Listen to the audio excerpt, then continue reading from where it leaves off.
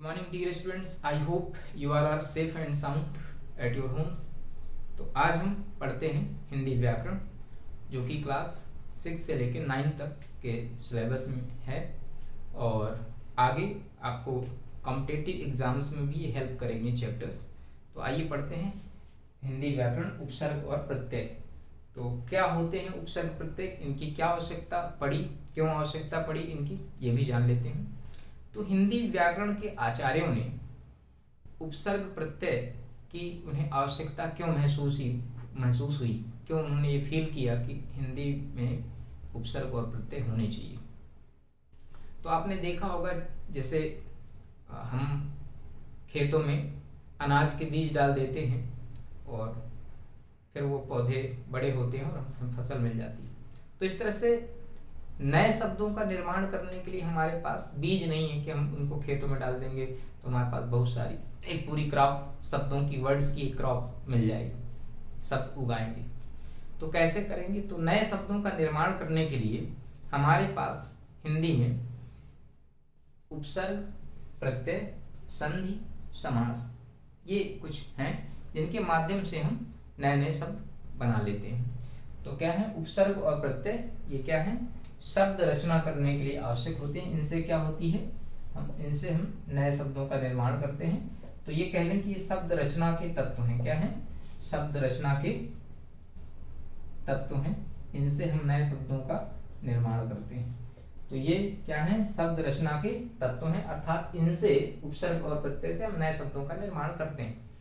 अब एक बेसिक सी बात जान लेनी है हमको कि उपसर्ग प्रत्यय हैं क्या, तो वो चीज देख लेते हैं। और उपसर्ग प्रत्यय में क्या क्या सावधानी रखनी है, क्या चीजें हमें ध्यान में रखना है, यूं कह लें क्या चीजें ध्यान रखना है, वो पढ़ते हैं। तो सबसे पहले उपसर्ग क्या है, हम आज अभी टॉपिक पढ़ेंगे पहले उपसर्ग, इसके बाद हम प्रत्यय पढ़ेंगे। तो उपसर्ग पढ़ते हैं। उपसर्ग क्या है? ऐसे शब्दांश,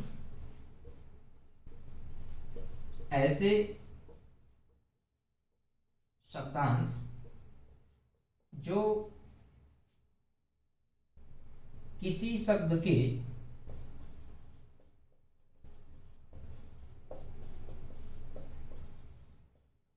पूर्व में मतलब पहले, है ना, ऐसे शब्दांश जो किसी शब्द के पूर्व में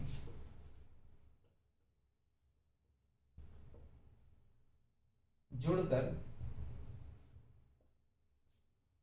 उनके अर्थ में परिवर्तन ला देते हैं।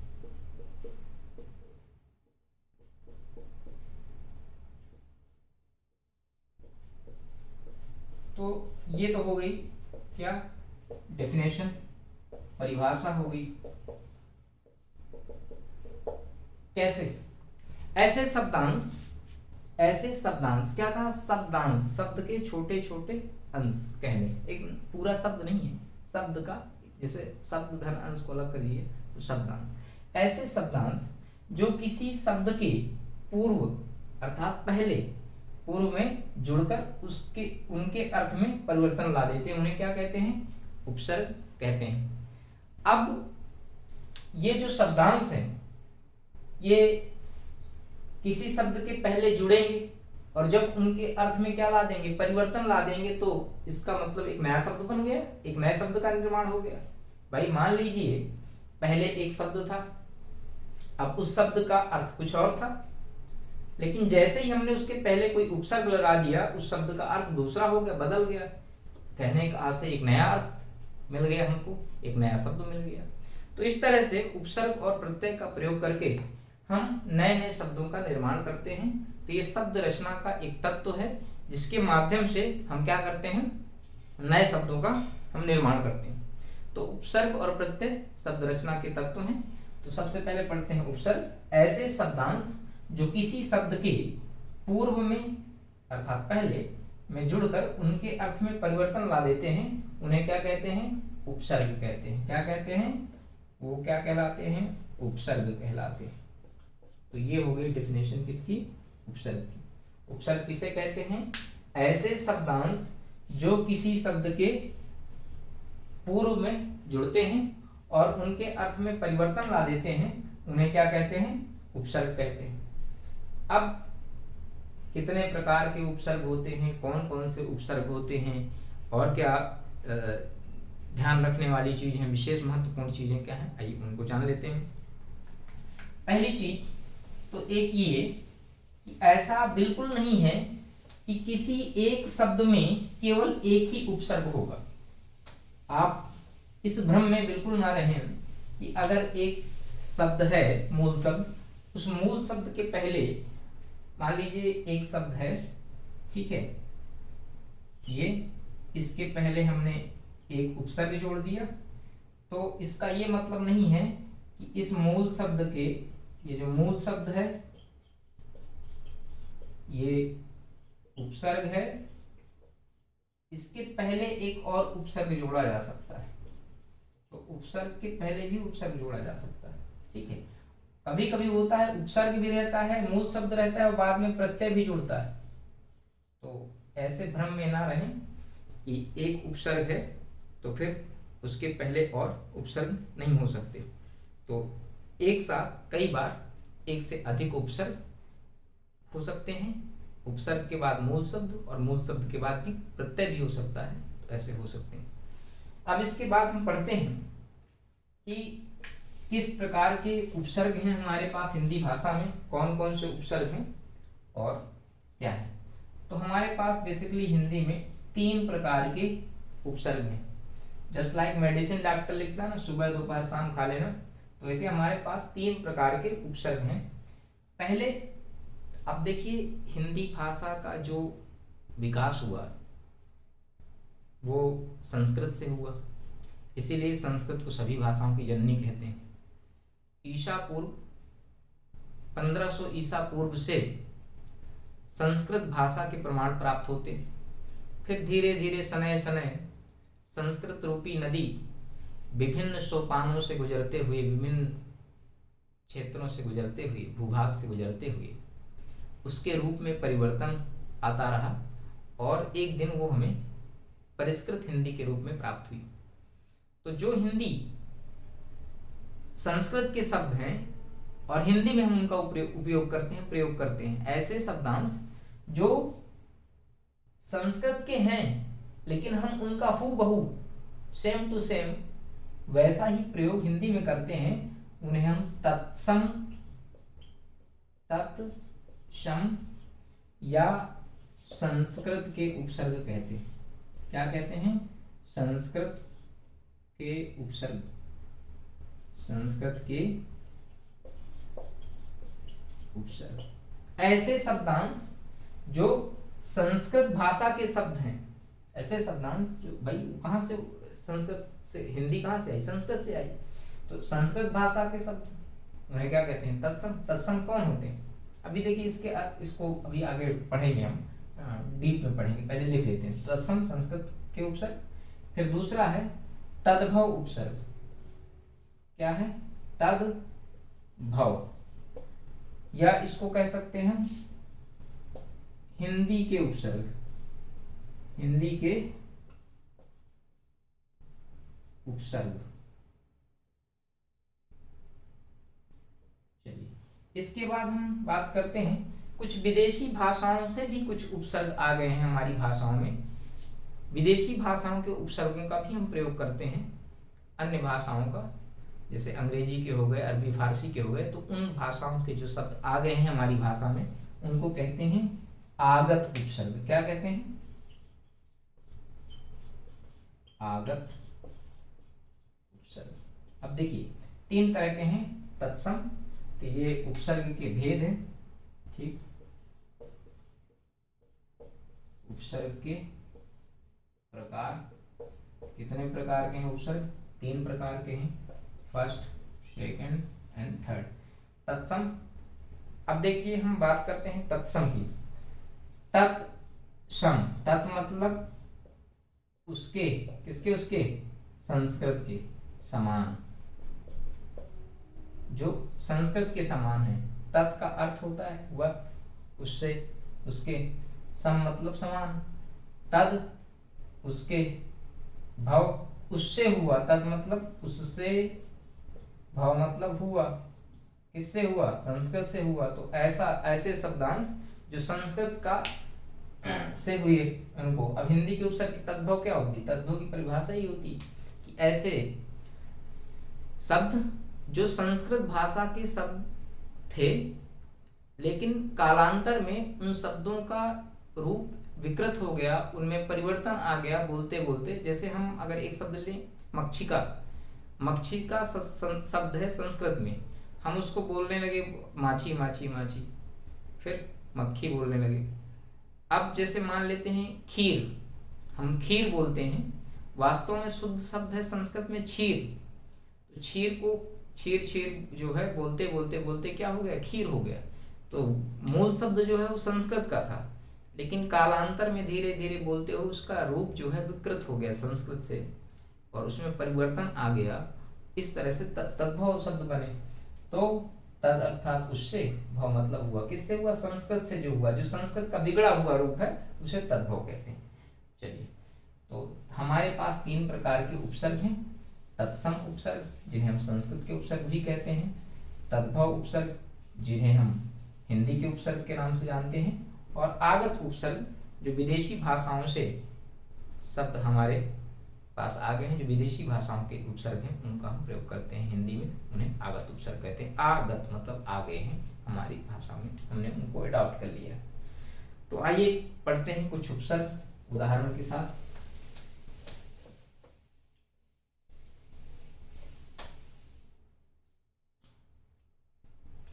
सबसे पहले लेते हैं आति, एक उपसर्ग लेते हैं हम आति।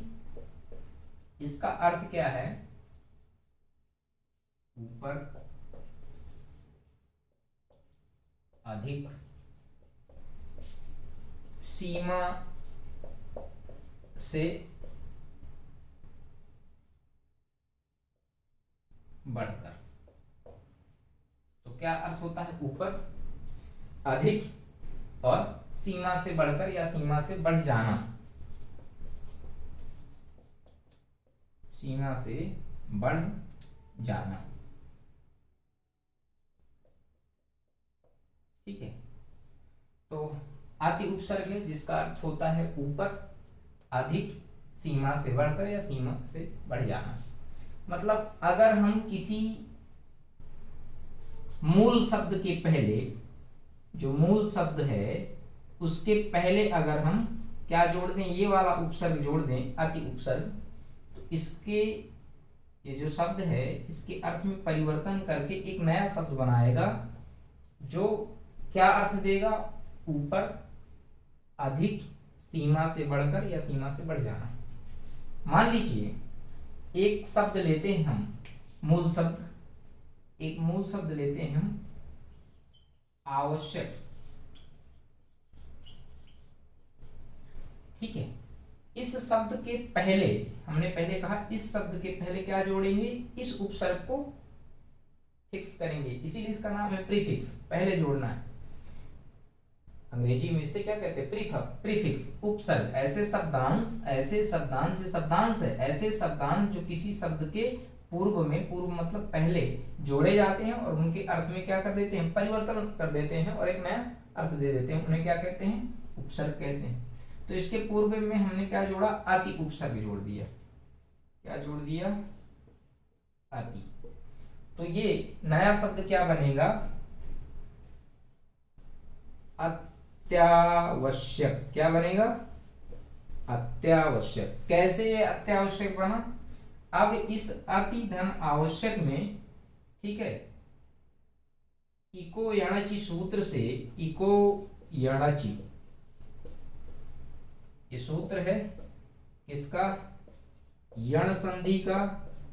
तो यण संधि के नियमानुसार जब पहले वाले शब्द के अंतिम वर्ण में, पहले वाले शब्द के अंतिम वर्ण में जब पहले वाले शब्द के अंतिम वर्ण में ई, इक, ई, उ, री, क्या इक में कौन कौन से आते हैं, इक में ई, उ, री और ली। जब पहले वाले शब्द के अंतिम वर्ण में ई, उ, री, ली में से कोई एक आ जाए, पहले वाले शब्द के अंतिम वर्ण में ई, उ, री और ली में से कोई एक आ जाए और उसके बाद दूसरे वाले शब्द के प्रथम वर्ण में, दूसरे वाले शब्द के प्रथम वर्ण में कोई असमान स्वर आए। असमान मतलब जो ना समान हो, इसके समान ना हो, मतलब यही ना आए। इधर क्या आ गया, ई आ गया, इति में क्या है, ई है, अति में क्या है, ई है, और आगे क्या आ गया, आवश्यक में बड़ा आ, ये यहाँ पे ये है। अब ये दोनों असमान स्वर हैं, तो जब ऐसा मेल होगा, ऐसा संयोग होगा, तो इको यणचि संधि के नियमानुसार इस ई को क्या हो जाता है, या हो जाता है। इस ई को क्या हो जाता है, या, जिसके नीचे हलंत लगा रहेगा।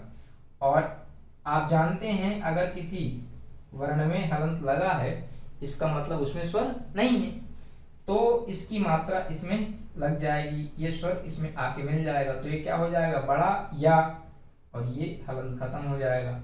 तो इसलिए बन गया क्या, अत्यावश्यक। क्या बना फिर, अत्यावश्यक। जब हम आगे संधि पढ़ेंगे, जब संधि का चैप्टर आएगा, जब टॉपिक आएगा, तो हम जब संधि का टर्न आएगा तो संधि पढ़ेंगे और अच्छे से समझ में आएगा। तो अति धन आवश्यक, अत्यावश्यक। अब इसका देखिए नया अर्थ क्या बना, आवश्यक मतलब जरूरी है ना, आवश्यक मतलब क्या है, जरूरी। अब अति लगाने से क्या हो गया, अधिक जरूरी। क्या हो गया, अधिक आवश्यक है, बहुत ज्यादा जरूरी। तो बहुत ऊपर का, अधिक का, सीमा से बढ़ जाना, इसका बोध करा रहा है। किसका बोध करा रहा है, अधिक का बोध करा रहा है। अति आवश्यक, जरूरी है लेकिन अत्यधिक जरूरी है, अधिक जरूरी है। ठीक है, इसके बाद एक और शब्द लेते हैं। तो आप इसी तरह से हम 2 4 6 एग्जाम्पल लेते हैं तो आपको समझ में आएगा। अब अति का ही एक और ले लेते हैं। एक और एग्जाम्पल लेते हैं, जैसे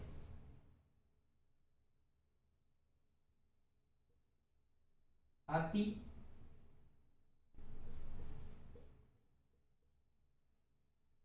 धन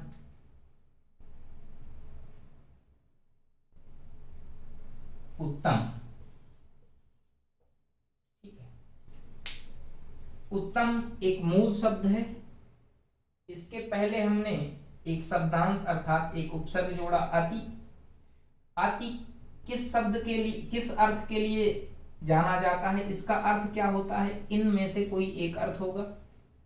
अर्थात किसी भी मूल शब्द में अगर हम ये जोड़ेंगे तो ये इनमें से कोई एक अर्थ देगा। ठीक है, और नया शब्द बना देगा। कैसे, अति धन उत्तम, तो क्या होगा,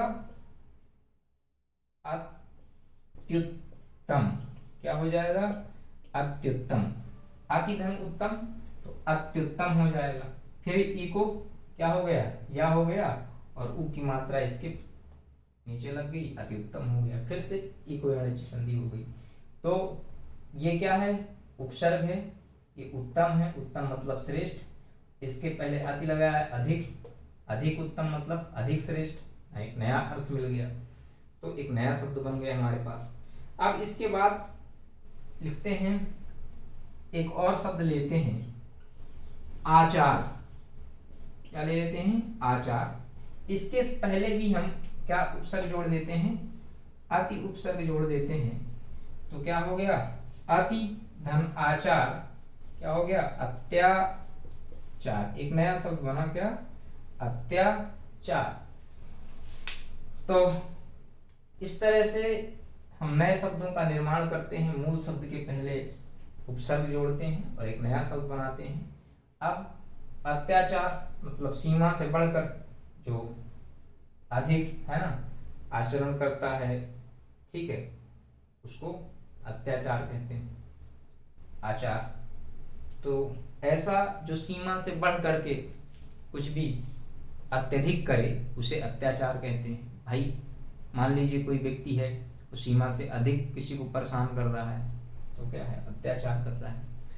तो ये हो गए अति उपसर्ग के कुछ उदाहरण। अब आगे और एक ले लेते हैं, आदि अर्थात ऊंचा, आदि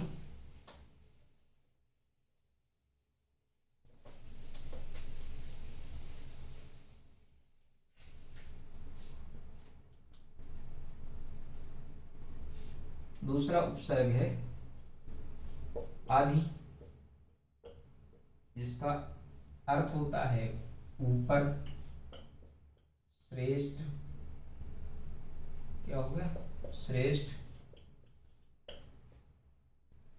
ऊपर, श्रेष्ठ, अतिरिक्त,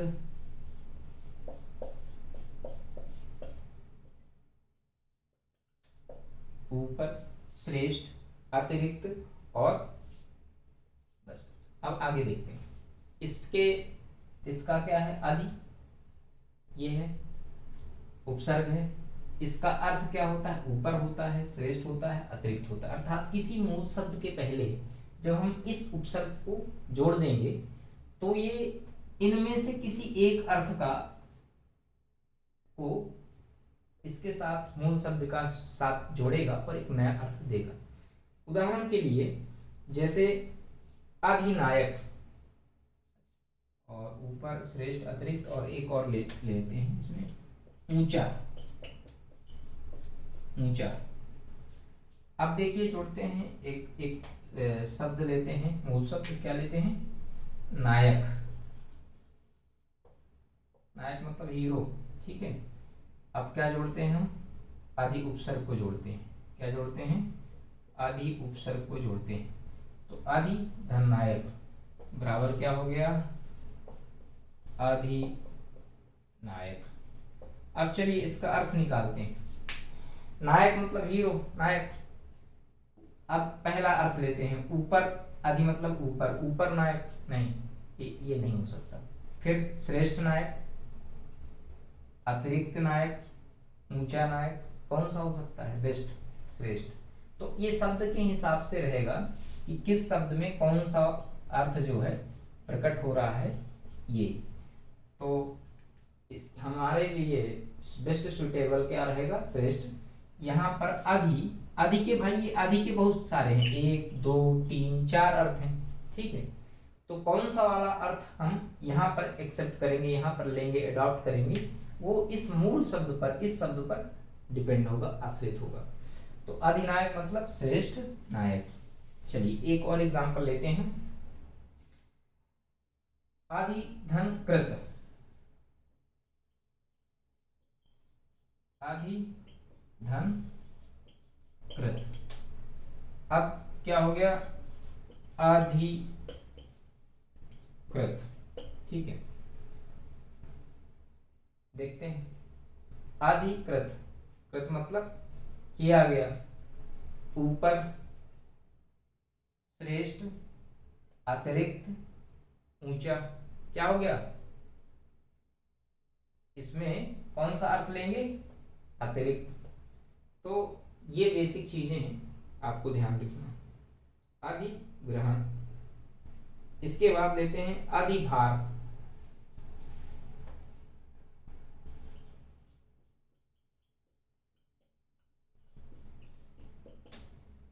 तो आदि उपसर्ग है, भार मूल शब्द है, क्या हो गया, आदि